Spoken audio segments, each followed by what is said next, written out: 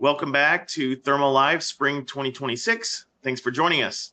This next session is incredibly practical. In this demo, we'll get a look at a new development platform built around Sheetak's Peltier thermoelectric coolers that simplifies how thermoelectric-based systems are designed and validated. We have two great presenters for this session. John Olson is a product manager at Sheetak, where he develops thermoelectric-based thermal systems and evaluation platforms to help engineers integrate thermoelectrics into real-world applications. We're also joined by Ian DeFilippi, who brings nearly 2 decades of experience leading product development across multiple industries, focusing on aligning product and engineering execution with market needs. Sheetak is a leading innovator in solid-state cooling and heating, providing advanced thermoelectric solutions for electronics, medical, and industrial application. At the end of the presentation, John and Ian will join us for a Q&A session, so please send in your questions. John and Ian, thanks for being with us today and presenting at Thermal.Live. Hello, I'm Ian DeFilippi, Director of Product Management at Sheetak, and I'm joined by John Olson, a Product Manager for Thermal Systems. Today, we're going to talk about how to move a Peltier module to a working thermal system in a matter of minutes. That sounds simple, but in practice, thermoelectric validation often becomes like a much larger integration project. We have to put together electronics, controls, sensors, firmware, heat rejection, and data collection all at the same time. We'll start with a quick introduction to Sheetak, and then we'll level set on thermoelectric coolers. Then we'll show why we built something new to make thermoelectric-enabled systems faster and easier.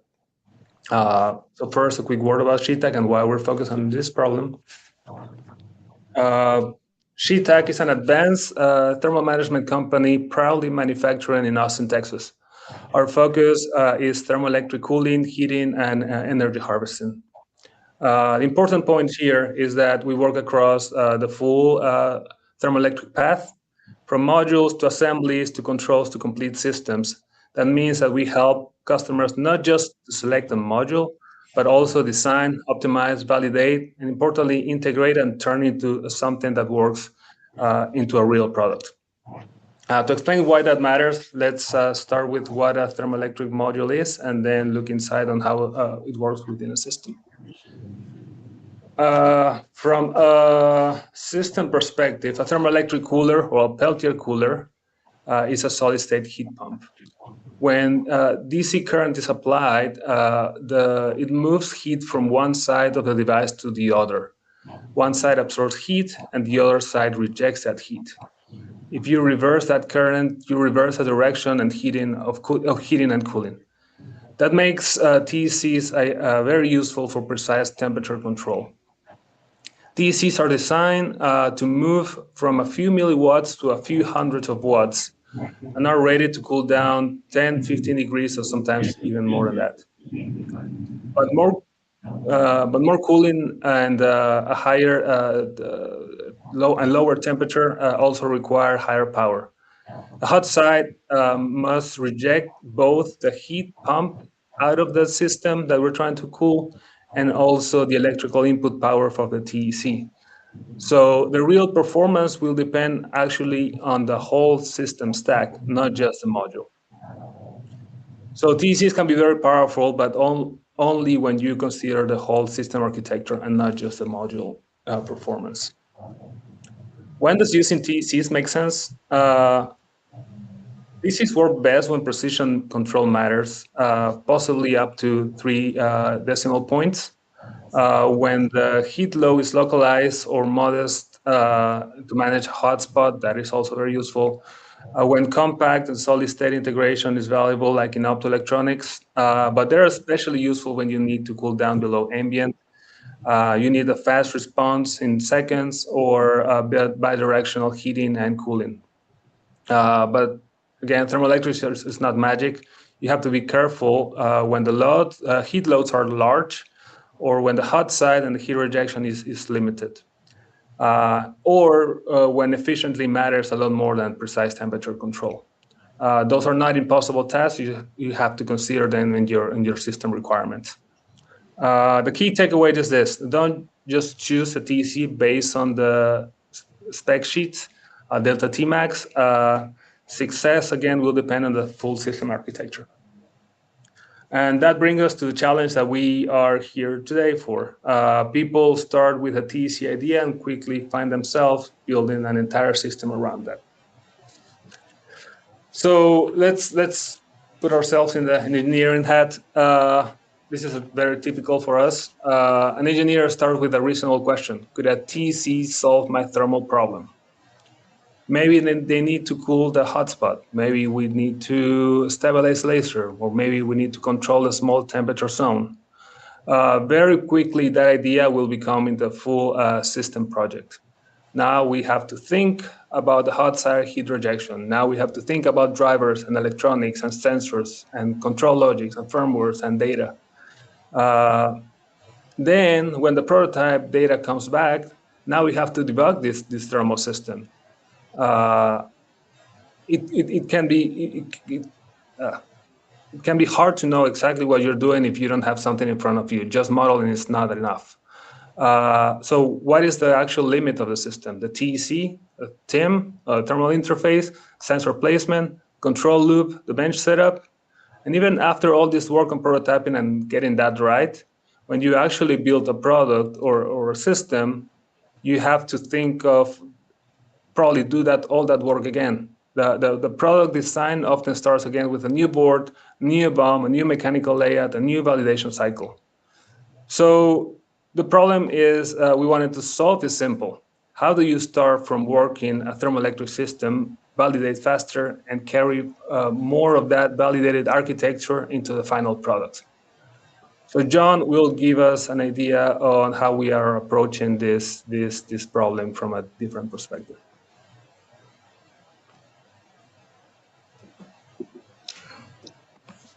All right. Hey, everyone. As Ian said, I'm John, the Thermal Systems product manager here at Sheetak.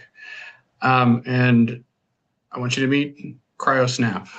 We've been developing this for many months now.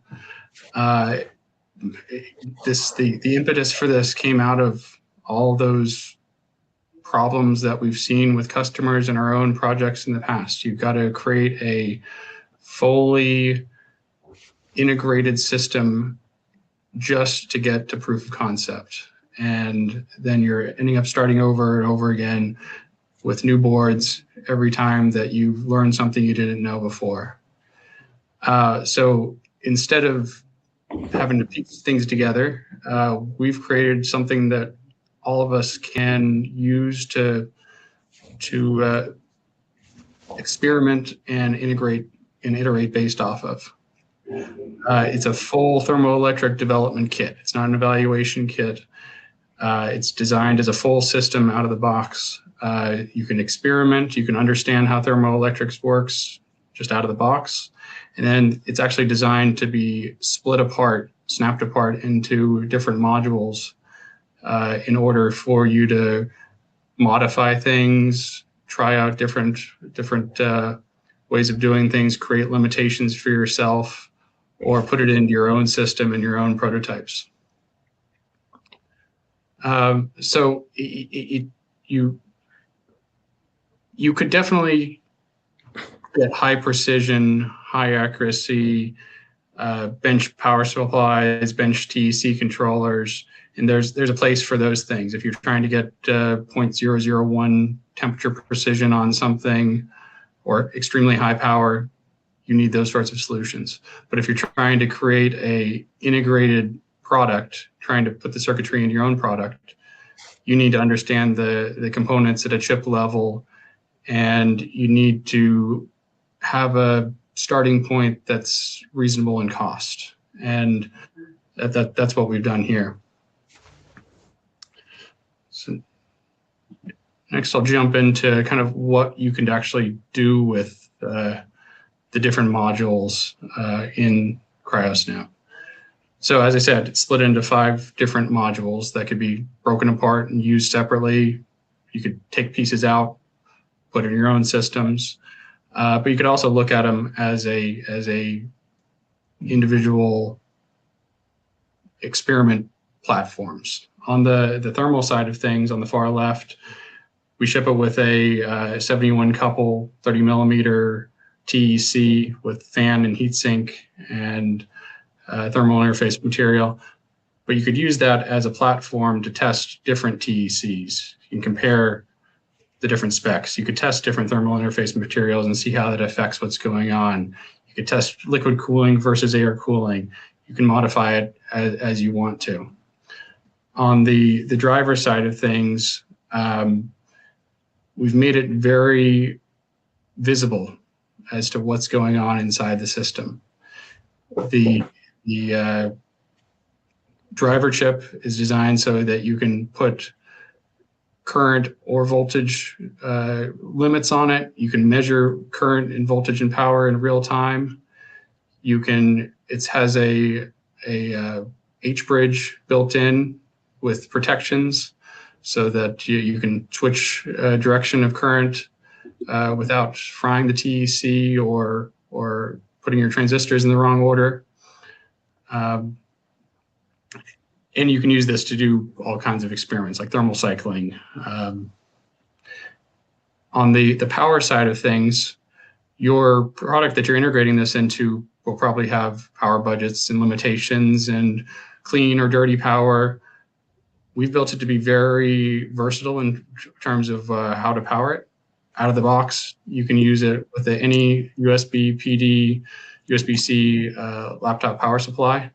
What that gives you the ability to do is to negotiate power and get what you want. So if you plug it into a 100 watt, 20 volt, 5 amp power supply for a laptop, you could get that full power, or you could tell it, no, I only want 12 volts. And I want to see what I can do with 12 volts.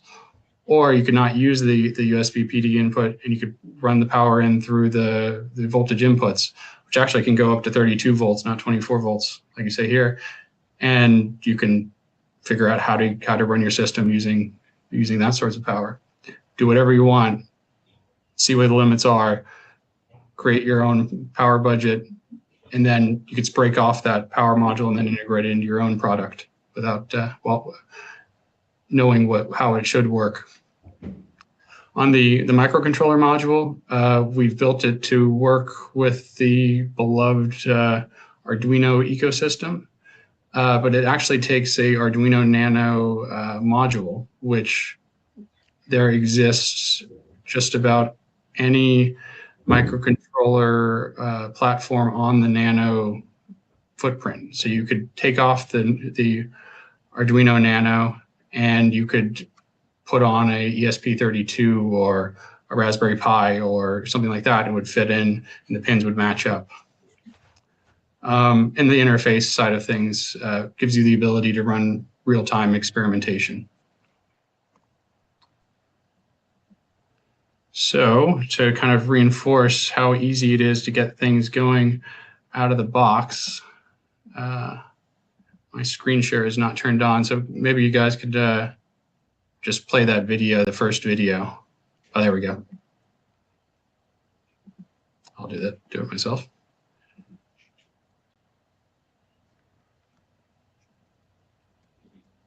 Okay, so out of the box, quick assembly, put the feet on, put the fan on, put the heatsink on, add thermal grease. So the assembly is pretty quick. It's designed to be 5 minutes, and you have a fully assembled system. Wire your TEC, your fan in, your NTC sensor, all this comes with the kit. Add your microcontroller. On the right, we're powering it, or on the left, you're powering with the USB PD, and on the right, you're plugging it into a computer for serial communications.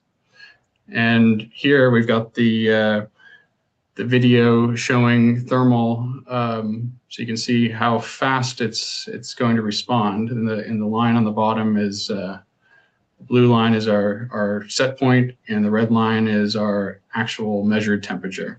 So now it's in heating mode, going up to 30, 40 degrees C. And it's going to switch to cooling in a minute and pull that down very quickly. And the cool thing about this system is that you can physically put your finger on the system. You can feel how fast it's reacting. You could put the thing you're trying to cool with an actual thermal mass on the TEC on the left and feel how it's reacting, and you can see the condensation forming if you're driving the temperature below the dew point. You can see how that problem, that could cause problems. Here on the thermal image, you can see 2.4 degrees, how fast it got there. There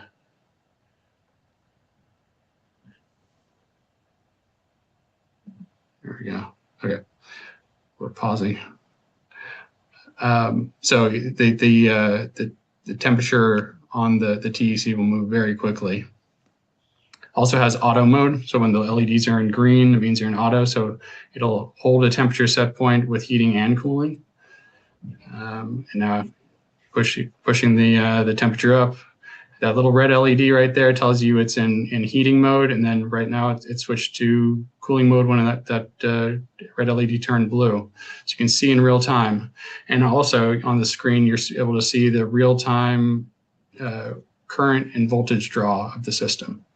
So you can, if you were to put it on PID mode, put a thermal load on it, and change things ever so slightly, you'd actually be able to see very small changes in current draw as your transient conditions changed. So that's how quick it is to get CryoSnap up and running. It's literally put the components together and plug it in and turn knobs, and you can actually see what's going on. It's already set up to do serial communication. Okay, how do I get back to the slides? There we go. Thank you. Skip a few. There we go. So this is everything that comes in the kit. Saw it in the video, but it's all the pieces you need to run thermal experiments. All these parts, it's designed to be a low-cost reference design. So that makes it so that we can actually offer this thing at a low cost.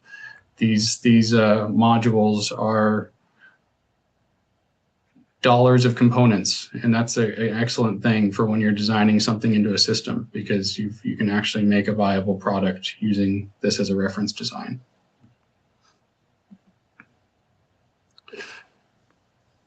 So diving a little bit more into the technical side of things, the driver is the most critical component of the system, and it's made of mainly these three chips. The reason we're controlling it this way is TECs are not simply resistive devices. If you just gave it a voltage, say 12 volts, and turned it on, that voltage, the current running through it would spike way above your target right away, because there would be no resistance because it's cold in the resistive mode. But then as it actually builds up a delta T and starts pushing heat across the TEC, you're getting a delta T from the top and bottom, and a Peltier device with temperature delta across it can actually be a power generator. So you get this back EMF, this voltage that's opposing your current flow, and you might get a few volts, 2 volts, say, across the TEC after it warms up and cools down on one side. So you're actually effectively only getting 10 volts at that time. So it's very hard to predict how much current and how much actual cooling you get if you're trying to drive it with voltage. So the system that we have here, the TPS boost regulator, it can boost the voltage and also put a cap on the current. So we can actually create a constant current cap. And that allows you to know exactly how much cooling you're getting. And the INA 226 allows you to actually measure in real time how much voltage and current is going through the system. So you can compare, okay, I give it this much of a cap, I'm getting this much, I need to adjust things. You can know what's going on in real time. And then the H-bit bridge driver chip allows you to reverse the current flow near the set point.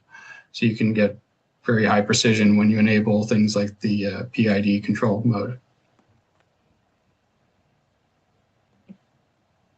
So here's a little bit about who would use CryoSnap.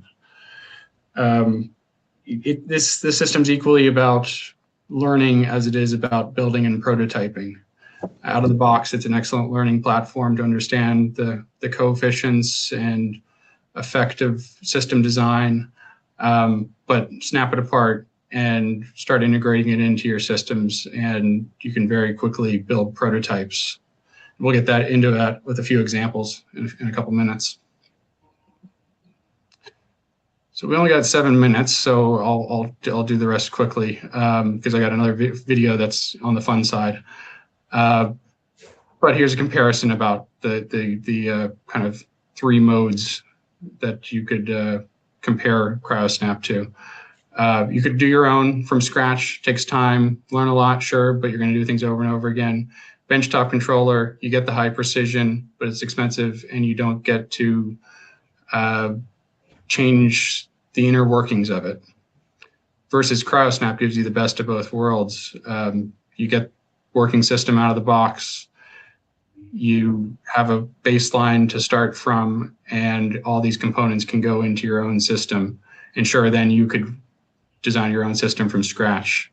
But you're probably a month ahead of the typical case because you know what you're doing. So here's some examples. On the practical side of things, we'll get into fun ones next. But on the practical side of things, robotics actuator cooling.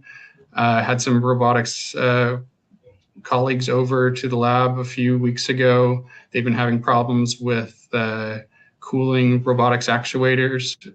We spent a few hours playing with the robotic arm, getting it into thermally overload, install conditions, and it was getting late. And we decided, hey, let's use CryoSnap and see if what Thermoelectrics will do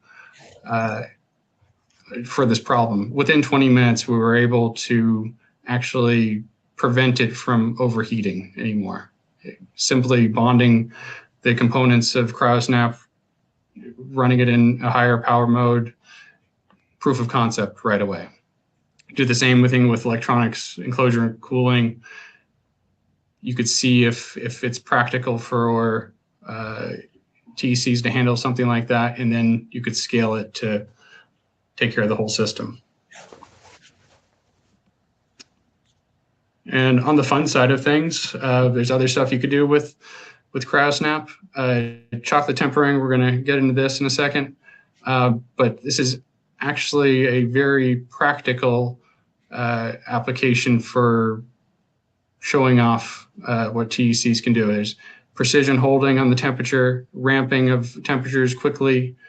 If you miss the temperatures by just a few degrees, you miss the seeding and special things that happens in chocolates.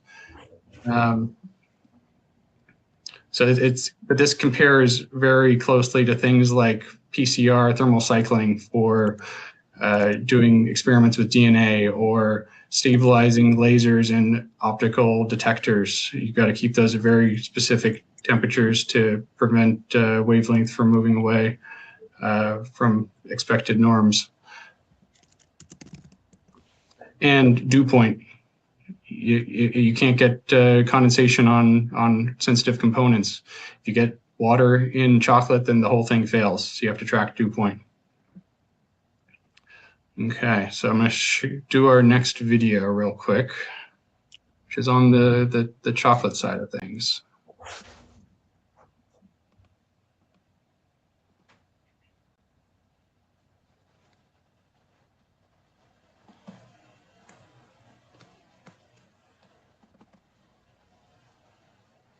So here we're setting up a full system using CryoSnap. Before it was just out of the box, using it as it is.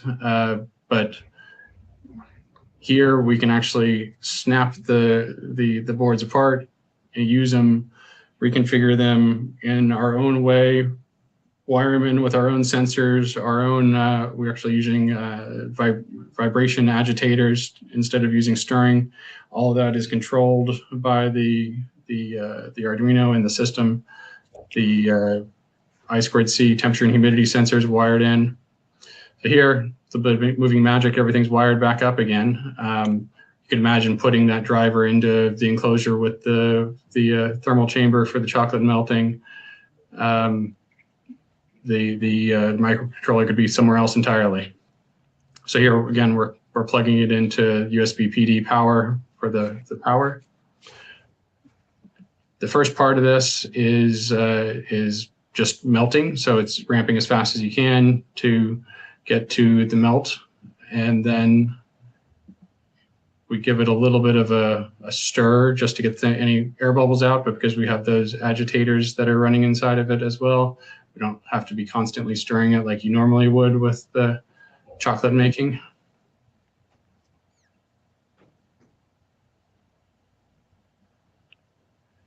And the second part is where a lot more precision comes in. So it's cooling down to seed the chocolate.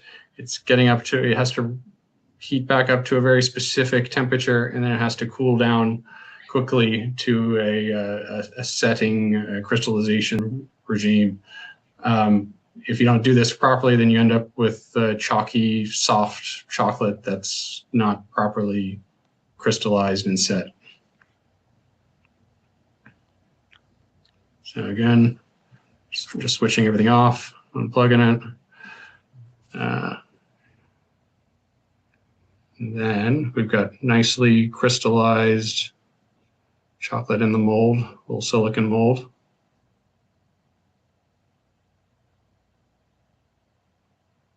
And we've got our nice little Sheetak chocolate. This whole setup using just off-the-shelf stuff and just the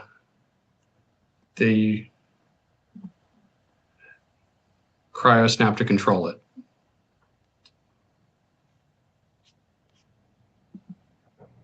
Let me jump back to the slides.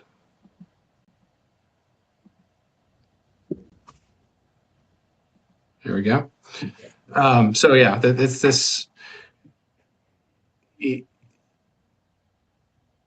we're actually using multi-point temperature sensing to see, oh, it's the same temperature on top and bottom. It's controlling the agitation.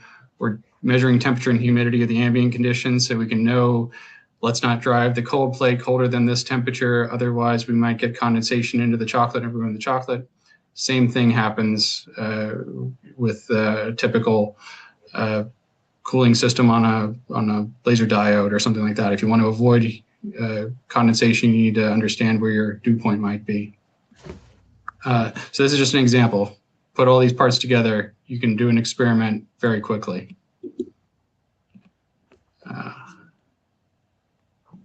So I'll jump right through this. We kind of already went over this, but if you do your CryoSnap experimentation, all those parts can follow through into the final product. You can use it to model your microcontroller firmware.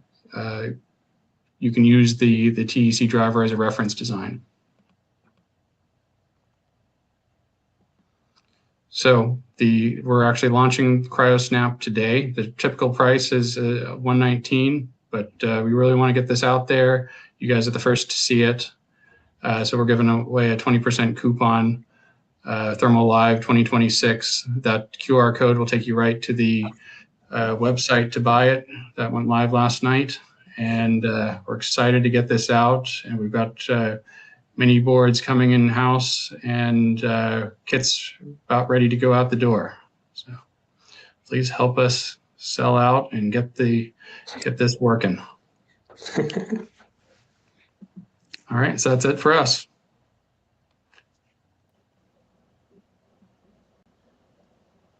All right, guys. I want to thank you, John and Ian, for that demo and practical. And I want to start my own, small batch chocolate business now with There you CryoSnap.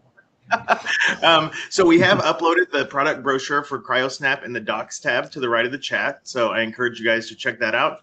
Now we're going to transition into Q&A, and joining John and Ian to help answer questions is Nolan Moore. He's the lead electrical engineer at Sheetak. Welcome, Nolan. Thank you. Looks like we got some great questions in the chat, so we'll get right to it. We've got a few minutes to do that. So we answered Peter's questions. How much does it cost? Less for you today, Peter. And another question that Peter has is, can it determine the BTU capacity of a TEC module? The short answer is yes. Every TC will have a spec sheet, but actually you want to know what the BTU or Q cooling power is in the actual system. So this is a more practical way that you can actually test for and solve for that metric. Yeah, nice. Mackenzie just dropped that link that you guys created with the QR code into the chat, so Awesome. People can take advantage of that. I'm going to put this one up on screen. Which do you use, the ARM32, and what is the max duty cycle to the TEC? So at the moment, we're using just the standard Arduino Nano for this. It's, if you use your basic original Arduino Nano, that's going to be an AVR 8-bit. I believe it's an AT Mega 328P. But that said, as John mentioned in his presentation, you can use any Arduino that you want. It will socket the Arduino Nano footprint, but if you had something else and you wanted to wire it up, it would work with anything. Yeah. Didn't we try an ARM32 something or other at some point? I believe that we did. I think earlier on in our, I know for a fact that we tried several microprocessors and had this working with several of them throughout our development process. We settled on the original Nano in order to make sure this stayed affordable. But I've got a Nano Every. It's got one of the latest, greatest microprocessors. I don't remember which one, but I've got that sitting on my desk right now. I've got, we have a half dozen that we've played with. Yeah, I think ST Micro makes a nano footprint board and things like that. Yep. Yep. I mean, I think that just speaks to the versatility of it. You could use multiple types of microcontrollers. So that's really cool. I'm going to put this one on the screen. It says, any idea about cryogenic cooling impact on discrete system subjected to MOSFET embedded running system? Any idea, guys, on anything like that? I mean, we're not. I mean, if you cool to that level. So these things depends on the TEC that you have. I mean, are you asking to cryogenically cool the CryoSnap, or are you asking if our TECs can reach cryogenic state? Ashish, if you don't mind clarifying in the Q&A, we'll just jump to the next question. And then if we can go back to the previous one, I think there was a part 2. They asked what the max duty cycle for the TEC is. I have run this thing at 100% duty cycle for like a couple of hours. And, so you're depending on your TEC, you can run that at whatever its duty cycle is. Make sure that you have adequate heat rejection on the hot side. And this thing will run full duty cycle, 100 watts for hours. I know that I had it running on my desk for 6 hours straight at 100% duty cycle, alternating every 45 minutes. Yep, 100 watts. And the 100 watts. For the cryogenic question, I mean, we might not know the answer to that, but this is the perfect platform to test that sort of stuff. This is essentially at this price is, you could use this as if it was disposable and try out all kinds of things without really risking much. If you were frying something, and you would learn a ton. And we've done that over and over again. We're learning so much because we can afford to break stuff. The iteration cycle is so quick on this. Makes sense. That's smart. We've got time for one or two, and then we gotta bounce after that. This question says, what is the advantage of buying this all-in-one product versus acquiring the individual pieces and building my own? Yeah, the main thing is speed. So if you're developing a very refined product, yeah, you might want to develop your own driver, your own system. You might want to simplify things down or complicate things up in order to make it so it's a perfect fit. But this gives you a starting point that gives you a significant jump start in time over just doing things from scratch. Yeah, you guys want to chime in on that? Yeah. I think even for us, like there's a big advantage of getting things started and start working on hands-on on the project that you really want to do, which is not necessarily designing a thermoelectric system, but also like thinking about the thermal side, but your actual product, your actual application, how fast can I get there? And that this kind of approach leads you to that. Like, what are you gonna do after if you decide I'm gonna use this one module, this other module? That's up to you. So that gives you the freedom to actually follow the different paths and approaches in a better way and faster way. So it reduces the product development time by a lot. Yeah, absolutely. And I've looked around. We did a bunch of research to see what else was on the market before we started this crazy venture, and we couldn't find anything that hit these metrics at this price point. There are plenty of high-end controllers that will handle large amounts of power, but anything at this price point was either a single module that would drive a TEC at low power, 5 volts ish, maybe 20 volts, and we couldn't find anything out there that did it. If you do, please send it over. We would love to take notes on what they've done and improve our own product. But we looked and we haven't found anything that comes close. Yeah, it seems like my understanding of thermal systems is that most of them get designed twice, right? You design it on the bench and then again in the product. So this seems like it's eliminating that second build. Is that right? Yep. All the reference designs can be used, recycled, gives you that jump start. Yeah. This we designed this to be as versatile as possible. It will handle our largest TECs down to the ones the size of your pinky nail. Like this will drive any of them well. It sells at the high power stuff, but it drives the low power stuff with enough nuance that you can control your temperatures accurately. Yeah. Very cool. I want to give a quick shout out to Peter. Thanks for being the first person to purchase after this. Hey, got a sale. There you go. Great. Well, that's going to wrap it up for this session. I want to thank you guys, John, Ian, Nolan, for sharing with us about CryoSnap, and everyone, be an early adopter like Peter. Go out and buy it. The link's in the chat, and the brochure is in the docs tab. So thanks again, guys. Thank you, Curtis. Thank you. Yep. Cheers. Our next session is going to be